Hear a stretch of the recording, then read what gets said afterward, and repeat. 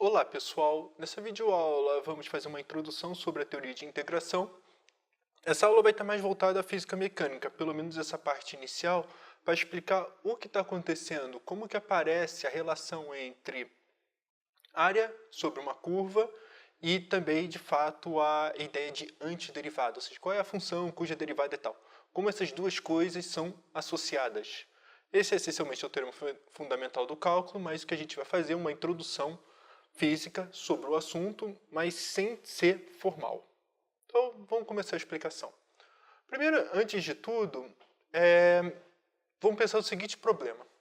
Vamos supor que eu tenha, de alguma forma, o gráfico velocidade, tempo pela velocidade. Esse aqui é o meu gráfico. E eu não tenho uma função. Eu só sei o gráfico. Por exemplo, você está acelerando o carro e você que escolhe como que vai pisar no acelerador ou frear no acelerador. Está totalmente a sua escolha isso aí. E o que acontece é que a gente pega os dados da velocidade, do velocímetro, e coloca compilado num gráfico. Ponto.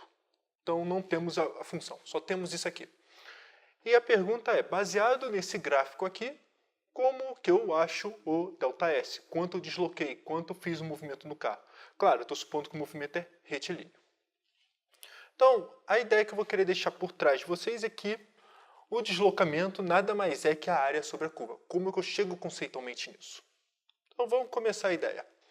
Primeira situação, se a velocidade do tempo se a velocidade for constante, então eu sei que o meu ΔS é igual a k vezes ΔT. Direto, ΔS sobre ΔT, etc. E o que acontece é que se a gente pegar o gráfico velocidade por tempo, deixa eu botar o T e o V aqui. Então, velocidade constante é o gráfico. Vamos supor k maior que zero para nós termos geometria.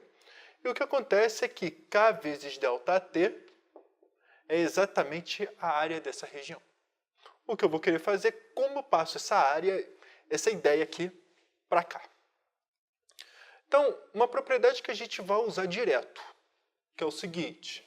Se eu tiver duas partículas, ou dois carros, em que a velocidade do carro 1 seja sempre menor ou igual à velocidade do carro 2 para todo t, então o deslocamento de S1 é menor ou igual ao deslocamento de S2. Vamos usar isso. Ou seja, se um carro está com velocidade maior, quem está com velocidade maior deslocou mais. Essa vai ser a ideia. Então vamos pensar isso aqui por aqui. Então a primeira ideia é o seguinte. Vamos supor que aqui está o meu tempo final. Vamos chamar de tempo final, não tem problema. O que eu estou querendo dizer para vocês é, suponha que eu tenho um outro carro em que ele anda com a velocidade máxima o tempo todo. Então a pergunta é, quem se deslocou mais? O carro que andou com a velocidade máxima o tempo todo. Então, com certeza, o que esse carro aqui deslocou, o carro 1, vamos chamar isso aqui sempre de carro 1, deslocou menos que essa área aqui. Tá? Porque a velocidade é constante, pelo que a gente falou ali no anterior. Tá ruim ou tá bom? Poxa, a área tá muito... Provavelmente tá ruim, porque eu só medi a velocidade final. ΔT está muito mal feita essa aproximação. Então, vou fazer o seguinte. Agora eu pego isso aqui e divido por 2 o intervalo. Vamos ver, mais ou menos por aqui. E quando eu divido por 2 o intervalo, eu faço o seguinte. Eu pego a velocidade máxima nesse primeiro pedaço. E vou supor que o meu carro 2 anda nessa velocidade aqui.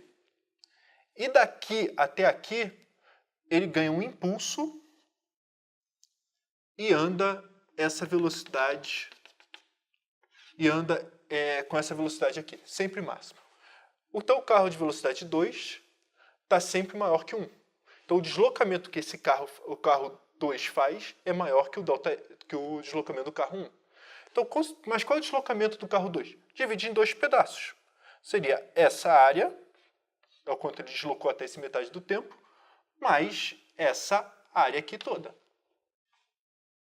Agora, tá ruim ou tá bom? Provavelmente está ruim. Não tem problema, a gente faz o seguinte, divide esse intervalo em dois pedaços, mais ou menos aqui, e divide o intervalo em dois pedaços, mais ou menos aqui. E o que a gente faz? Agora, a gente pega a velocidade máxima no primeiro quarteto, pega a velocidade máxima no segundo quarteto, depois pega a velocidade máxima no terceiro quarteto e depois pega a velocidade máxima no quarto quarteto. Então, novamente, um carro que ganha isso, depois ganha uma impulsão, depois outra impulsão, depois outra impulsão, o carro 2 vai deslocar mais que o carro 1. Então, com certeza, olha só o que está dizendo. Qual é o deslocamento do carro 2? Essa área, mais essa área, mais essa área, mais essa área. Tá bom ou tá ruim?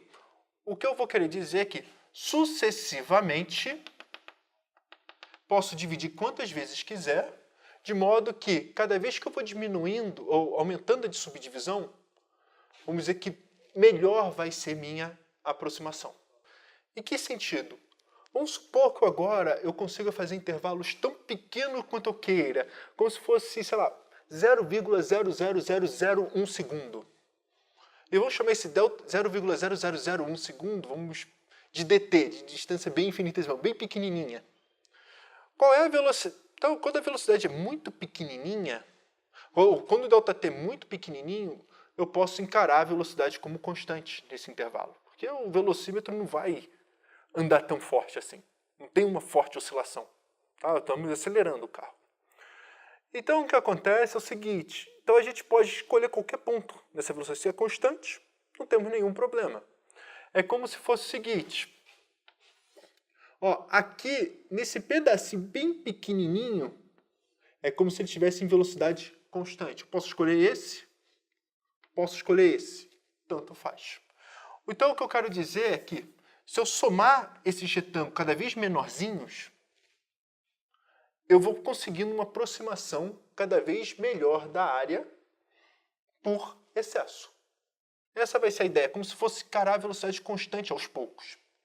Mas, professor, vou supor que no limite isso dê certo, etc.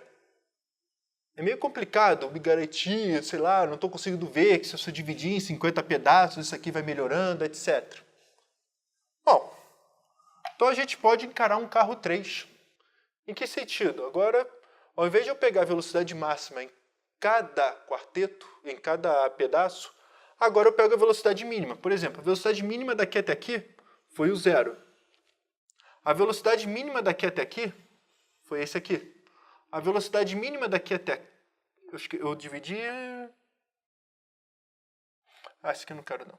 Eu dividi velocidade mínima daqui e a velocidade mínima daqui. E ao invés de eu calcular essa área dos maiores, eu calculo a soma dos retângulos menores.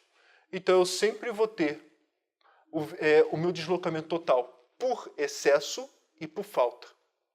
Então provavelmente, vamos dizer, se eu diminuir cada vez mais esses intervalos, e somando, por exemplo, se eu dividir por 2 esse intervalo aqui, ó,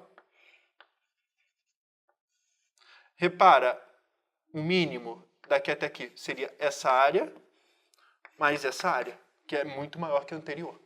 Então, cada vez que eu vou dividindo esse intervalo e fazendo uma velocidade constante nesse intervalo, mas para menor, e fazendo esse somatório aqui todo, então vamos dizer que, intuitivamente, eu vou chegando cada vez melhor numa aproximação no meu ΔS final. Então, no limite, em algum sentido, eu vou chegar ao meu deslocamento total. Uma parte por excesso, outra parte por falta. Isso aqui, o excesso e o falta, nós temos pelo menos um controle, qual é a margem de erro, quanto deslocou para mais ou para menos, pelo menos uma ideia de quanto andou. E cada vez vai ficar melhor a ideia. E o que eu estou querendo deixar convencido a vocês é que no limite vai estar preciso. Essa vai ser a noção toda. Então, o que eu estou querendo dizer isso aqui tudo? Ah, professor, você considerou um movimento acelerado, tudo bonito, e se a velocidade for negativa? Ou temos agora que voltar à interpretação física.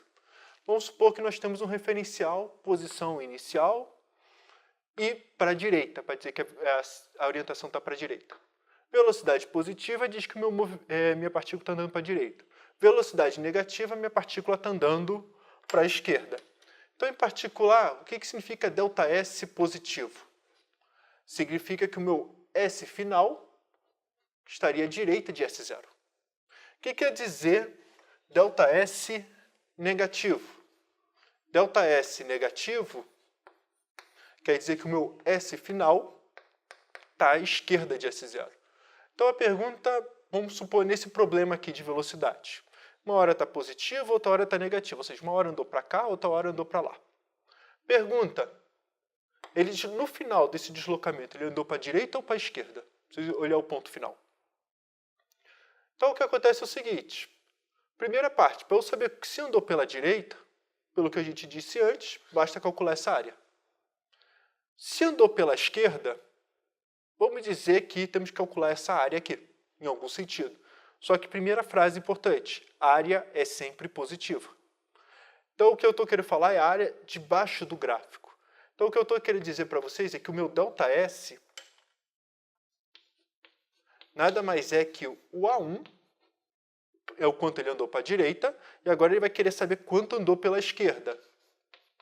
Andou pela esquerda, A1 menos A2.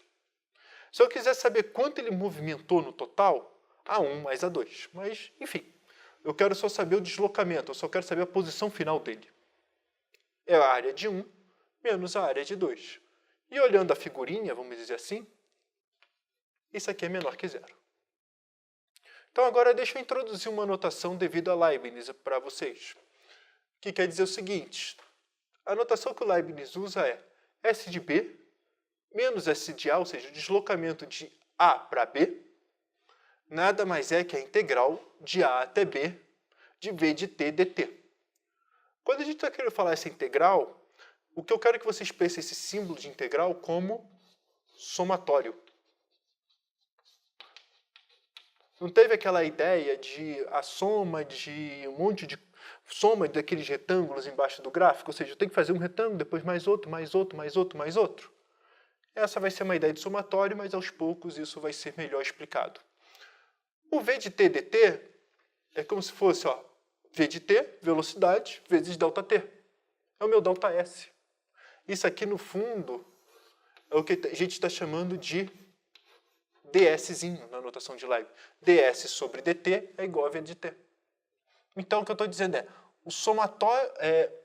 o somatório de A até B das minhas distâncias infinitesimais tem que ser o meu deslocamento total. Esse é o símbolo de integral, essa é a ideia que está relacionado. Então, olha uma coisa interessante, como que essa notação é boa. De um lado, você vê o v de t é o que você tem. Você quer saber quem é o s. Então você vê o S como uma antiderivada de V. Por outro lado, você pode ver que a interpretação geométrica dessa situação toda nada mais é que a área de cima menos a área de baixo. Essas duas conexões é o que a gente chama de teorema fundamental do cálculo. Mas quando a gente quer entrar na matemática nesse fato, claro, é isso que a gente quer fazer. Mas quando a gente vai estudar na matemática, a gente tem que colocar hipóteses sobre essa função. Que tipo de função permite isso aqui acontecer? E essa vai ser melhor a ideia, essa vai ser melhor explicada essas condições. E é isso.